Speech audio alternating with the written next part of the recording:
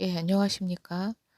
오늘은 교회에서 공청회를 하게 될 때 생각해 볼 6가지에 대해서 얘기해 보겠습니다. 교회 내에서 신도들 간에 분란이 일어날 때 이런 일들로 많은 교회들이 시끄러웠고 몸살을 겪어왔습니다. 좀 큰 문제다 싶은 그런 일뿐 아니라 교회 내에서 이제 가끔 신앙이나 신학적인 견해차 같은 것으로 논쟁을 할 때가 있는데요. 이런 경우를 먼저 좀 짧게 얘기해 보겠습니다. 가장 이상적인 경우를 좀 보자면요.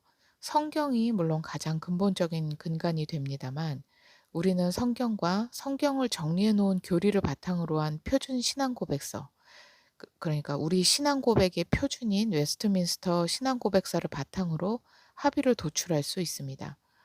그러자면 교회 내에서 이런 신앙 고백서를 잘 배우고 서로 인지하고 있는 게 매우 중요한 문제가 되겠죠. 예를 들어서 이혼한 사람이 재혼을 해도 되느냐, 이런 문제로 누군가 고민한다면 웨스트민스터 신앙고백서 24장에 결혼과 이혼에 관한 내용을 함께 보면 될 것입니다. 웨스트민스터 신앙고백에서는 간음이나 유기 등의 유책 배우자는 재혼이 금지되어 있고 피해자 측은 재혼이 허락이 되었습니다. 누군가 재혼은 절대 안 된다거나 이혼한 부부에게는 음란의 영이 있다거나 하는 비성경적인 주장을 하도록 놔두어서는 안 되는 것이죠. 청교도 시대에는 오히려 재혼이 권장이 되었고 바울도 특별히 소명받은 사람만 혼자 살라는 권고를 했고요. 칼빈의 부인도 아이가 둘 있던 과부였죠.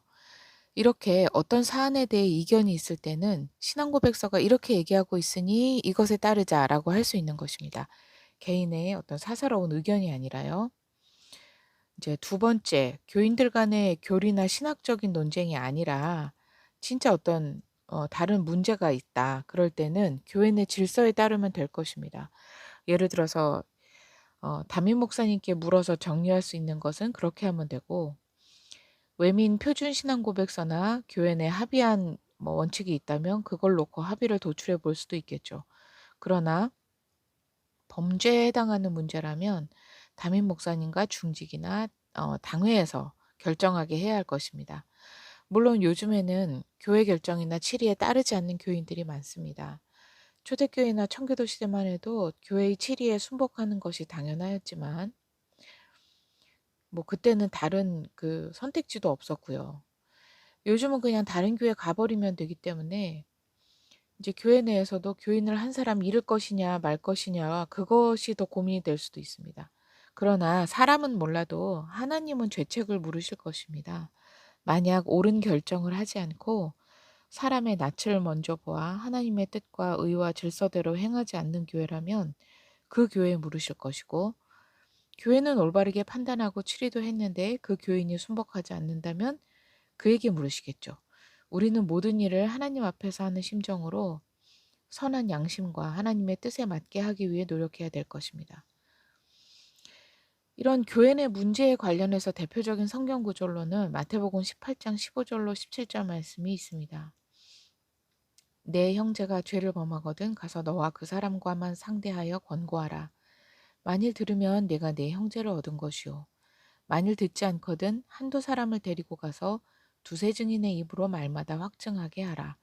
만일 그들의 말도 듣지 않거든 교회의 말하고 교회의 말도 듣지 않거든 이방인과 세리와 같이 여기라. 내 형제가 라는 말로 시작합니다. 다른 세상 사람들 죄를 지적하라는 말이 아니에요. 내 형제가. 죄를 범하거든 먼저는 1대1로 얘기하고 듣지 않거든 한두 사람을 증인으로 말마다 확정하게 하고 그래도 듣지 않거든 교회에 말하라 하고 되어 있습니다. 이것이 교회 내 문제를 교회 안에서 다른 일을 실족해 하고 범죄가 일어났을 때 하는 기본적인 절차입니다. 공의를 실현하겠다고 난리를 친다거나 분노를 터뜨리거나 하는 게 아니라 이런 절차를 먼저 발부하는 것입니다.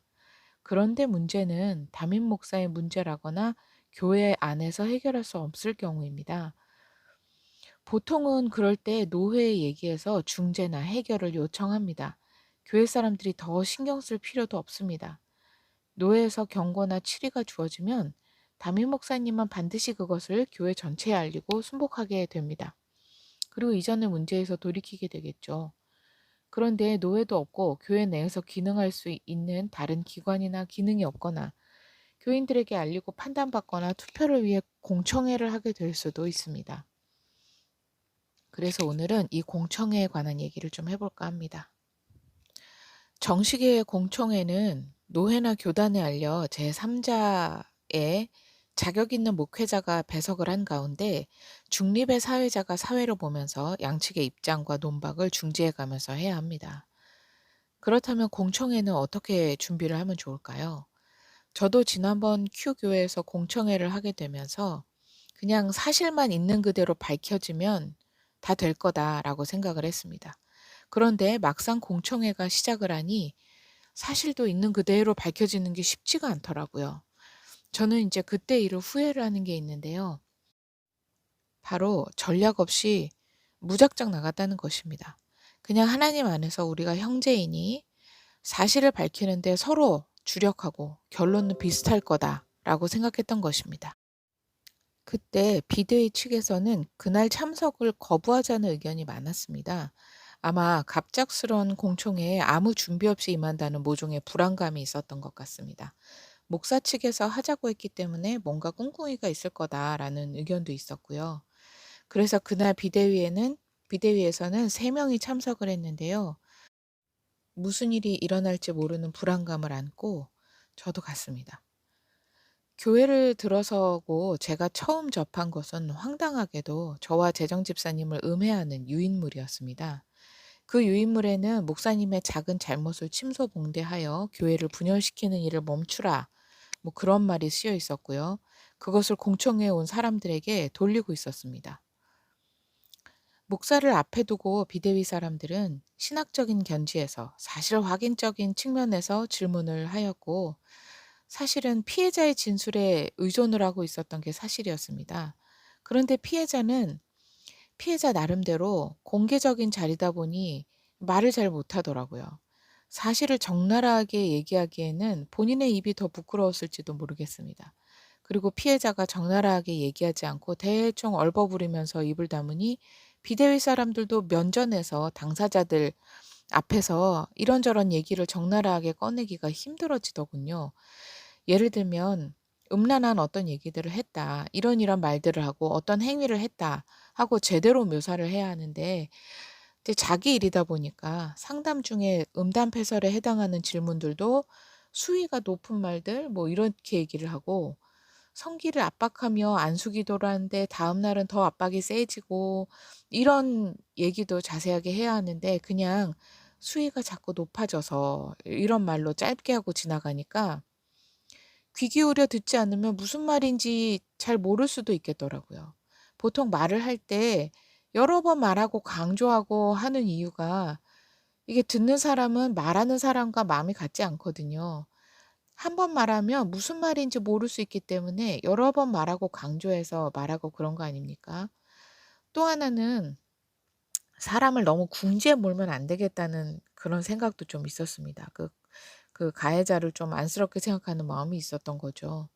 피해자가 그렇게 나오면 다른 사람이라도 진짜 중요한 사실들을 확인을 했어야 하는데, 그렇게 하자니 사람을 너무 궁지에 몰고 가는 것 같은 겁니다. 이런 말, 이런 행위 했습니까? 안 했습니까? 사실입니까? 하고 당사자 앞에서 구체적으로 이제 추궁을 하려니 이 면전에서 닥치면 그렇더라고요. 그러니까 제가 경험이 없었기 때문에 어떻게 해야 될지, 어떤 게 더 옳은 건지 잘 판단을 못했던 것 같습니다. 그래서 점잖게 얘기를 하다 보니 사실 결과적으로 죽도 밥도 아닌 게 어, 되어버리지 않았나 하는 거죠. 그래서 이제 공청회가 열리면 어떻게 해야 하는가, 지난 일을 토대로 한번 정리를 해보았습니다. 첫 번째는 공청회에 참석하는 목표를 세워야 합니다. 범죄의 실토나 인정을 이끌어낼 것인가, 아니면 비대위가 원하는 바를 전달을 하고 어떤 결론을 이끌어낼 것인가. 이 목표를 제대로 세우지 않으면 여러 방해 요인과 뜻하지 않은 방향으로 얘기가 잘못 새길로 셀 수가 있어요. 그날 피해자는요, 자기가 여러 사람 앞에서 사실을 밝히면 목사가 무릎 꿇고 잘못했다고 빌 줄 알았답니다. 그런데 그런 일은 없었어요. 또 어떤 사람은 공청회가 끝나고 목사가 사실을 인정하면 경찰에 바로 구속되는 거냐고 묻기도 했는데 실제로는 목사는 인정을 하고서도 그 추종자들에 의해 보호를 받고 뭐 인정은 한 것 같은데 진짜 인정은 아닌 잘못은 했지만 인정했으니 된 거 아니야? 하는 그런 분위기였습니다. 자, 두 번째는 본인들의 마음을 돌아보고 마음의 소리에 귀를 기울여 봐야 합니다. 이게 마음의 소리에 귀를 기울이라는 게 거기에 혹하시라는 말이 아니라 자기 마음을 좀 다잡을 필요가 있다는 말이에요. 어쩌면 이게 더 먼저일 수도 있겠는데요. 우리는 사건에 임할 때 비록 우리가 당사자가 아니어도 매우 심리적으로 주변 사람이지만 심리적으로 타격을 입을 수가 있습니다. 그리고 완전히 나 몰라라 하는 경우에는 별로 그렇지 않겠지만 그 일에 함께 말렸든지 뛰어들게 되었든지 뭐 그 일로 인해서 동분서주하게 된 경우라면 이제 내면의 소리들이 들리기 시작을 해요. 내가 어떻게 해야 할 것인가 고민을 하게 되는 거죠. 그럴 때 사건 해결을 위해서 불필요한 모든 내면의 소리들이 이제 들려오게 됩니다. 그 소리는 경험이 없어서 두려운 마음 때문일 수도 있고 자신에 대한 낮은 자존감이나 마귀가 집어넣어주는 소리들도 있는 것입니다.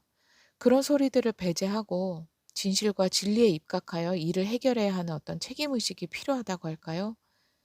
과장되고 거짓된 그런 걸 말하는 게 아니라 오히려 두려움을 이기고 거짓을 밝힐 수 있는 크리스찬 본연의 모습일 것입니다. 진실보다 내 뜻이 먼저라거나 아니면 뭐 무슨 일이 있어도 내가 생각하는 대로 되어야 한다. 그렇게 생각하면 안 되죠. 진실에 무릎 꿇겠다는 각오도 필요하고 받아들이기 힘든 사실도 받아들이겠다는 어떤 그런 각오가 필요하기도 합니다.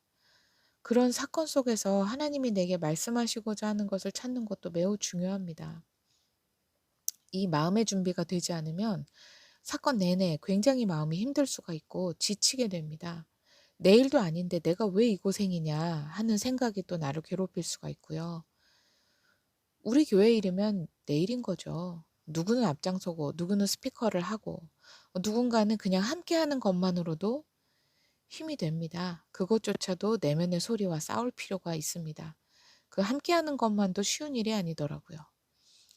아까도 말씀드렸듯이 내면에 들리는 소리는 다 내가 하는 얘기나 하나님이 주시는 생각이 아닙니다. 사탄 마귀가 틈을 타서 생각을 집어넣기도 합니다. 진실과 진리에 입각해 그런 소리들과 싸워내야 합니다. 사건에 임하는 우리는 진리를 수호하는 하나님의 군사이지 나약한 개인 나 자신이 아니에요. 세 번째는 역할 분담입니다. 일종의 시나리오를 세우고 그것에 맞는 역할을 분담해서 뒤늦게 후회하는 일이 없게 하자는 겁니다. 누구는 어떤 질문을 하고 누구는 어떤 걸 준비하고 뭐 그런 역할 분담을 해서 효율적으로 서로 도울 수가 있습니다. 이런 걸 만들어 올리는 이유이기도 한데요. 공청회는 한 번의 기회밖에 없을 수도 있습니다. 그것이 그냥 파행으로 끝날 수도 있고요. 어쩌면 처음이자 마지막 기회일 수도 있는 겁니다. 그러니까 원하는 바를 목표로 세우고 그 목표를 위해 전략을 짜는 것이 필요합니다. 그렇지 않으면 사람들 마음속의 진실은 영영 묻힐 수도 있는 것입니다. 예를 들면 피해자와 더 긴밀히 협력을 해야 하는 일인데요. 육하원칙에 의거하여 무엇을 어떻게 얘기할 것인지 사전 연습을 하고 빼먹지 말아야 할 것을 체크하여 꼼꼼히 준비하면 좋은데요.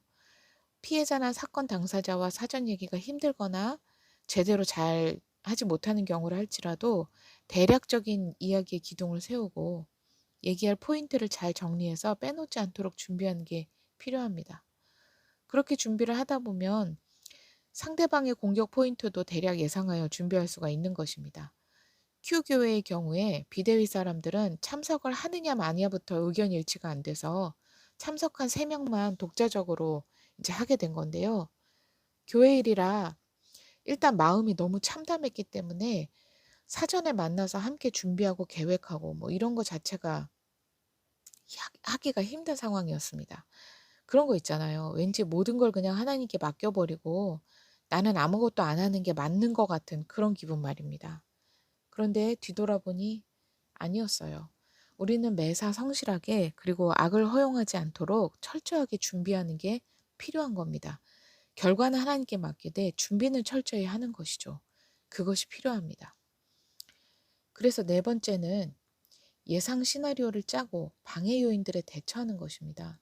어떤 얘기를 어떻게 할 것인지, 무엇을 질문할 것인지 이렇게 짜고 뭐 혹시 법적인 게 필요하면 미리 준비하는 것도 도움이 되고요. 그런데 반드시 방해되는 요인들이 생길 겁니다.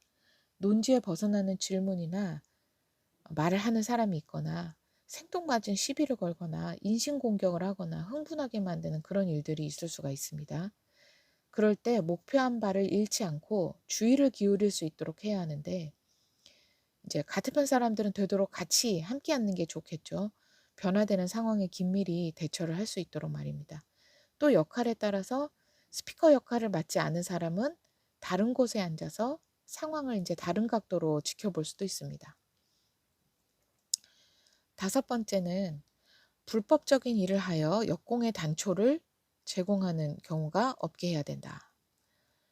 막장으로 싸움판이 되는 그런 짓을 이제 하지 말자는 겁니다.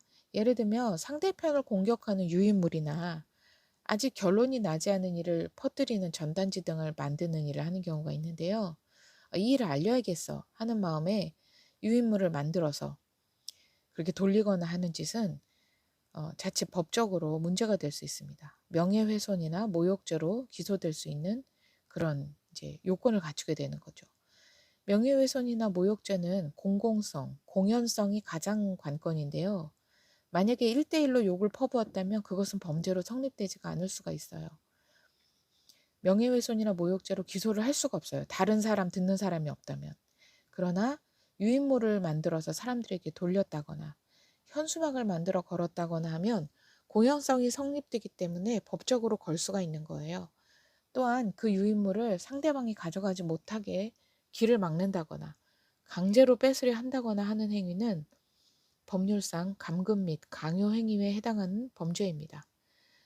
감금은요, 퇴로가 없는 다른 출입구가 없는 공간에서 이제 문도 하나밖에 없고 뭐 1층도 아닌 창문이 있어도 뭐 2, 3층이라거나 이상이라거나 그런 공간에서 나가지 못하게 하는 행위를 말해요. 시간은 상관이 없습니다. 1분만 막아서도 감금이에요. 또한 갖고 있는 것을 빼앗으려고 하는 강요 행위도 불법인데요. 제 경우에는 유인물을 만들어 배포한 K와 그걸 못 가지고 가게 막는데 공범으로 일조한 신학생들도 이런 것에 해당이 됩니다. 그래서 이제 제가 후에 내용 증명을 보냈습니다. 내용 증명을 보낸 이유는 너희가 불법적인 행위를 했다, 저질렀다, 이걸 인지하라는 의미도 있고요. 담임 목사에게 이 모든 사태에 대한 책임을 통감하라는 의미도 있었는데요. 그들은 저를 같은 교인에게 내용 증명을 발송한 정신나간 기독교인, 원래부터 반상식적인 사람 등으로 매도를 하였습니다. 이 일에 대한 원인 제공자가 누구예요? 처음부터 사실에 근거하지 않은 유인물을 만들어 배포한 사람은 K였어요. 자기가 먼저 그런 짓을 해놓고 그리고 더 이상 같은 교회 교인도 아니죠, 이제. 그런 짓을 해놓고 관계가 다시 회복되기를 바라는 마음에서 같은 교인에게 그런 걸 보내면 어떡하냐니 그런 말을 한 겁니까? 이거야말로 내로남불이 아닌가요? 그리고 불법적인 행위를 했으니 문제를 삼은 거지 없는 얘기를 한 것도 아닌데 말입니다.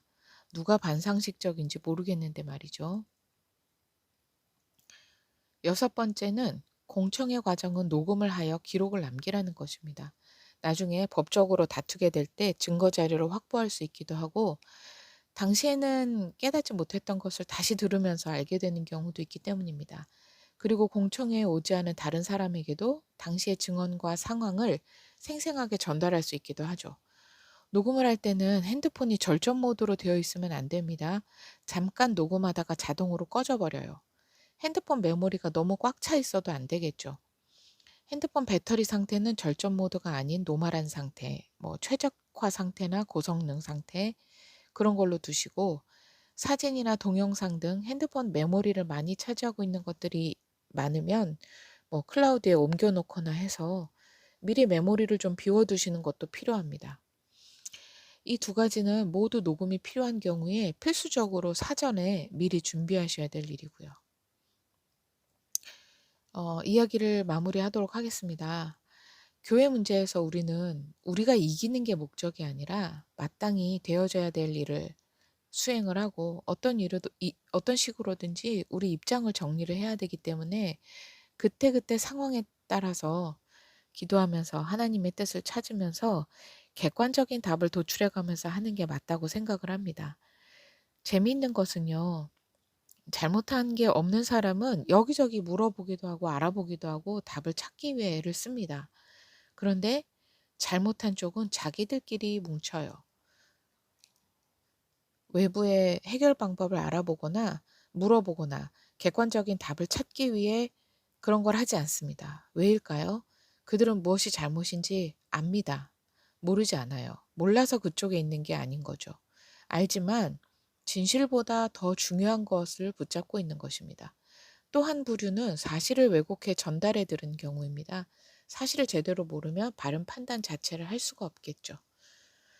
공청회를 제대로 하지 않으면 안 하니만 못하게 될 수도 있습니다. 이 점을 기억해 주셨으면 좋겠고요. 또 뭐 기본적으로 뭐 너무 흥분해서 말실수를 한다든가 이런 거는 뭐 굳이 얘기를 드리지 않아도 기본적인 것이겠고요. 어쩌면 가장 이상적인 공청회는 사실을 먼저 확인한 후 하나님의 사랑 안에서 회개할 것은 하고 서로 용납할 것은 하고 하나님 은혜를 되새김질하면서 모두 하나 되는 경험을 하는 그런 시간이 되면 얼마나 좋겠습니까? 그러나 진실함이 없는 대화가 무의미하듯이 진실함이 없는 다른 목적이 있는 그런 공청회는 아무 의미가 없습니다. 큐교회 공청회에서는 목사가 처음에는 선뜻 자신의 잘못을 인정하는 것으로 보였어요. 피해자의 모든 말이 사실이라고 인정했고 앞으로 그러지 않겠다는 다짐도 있었습니다.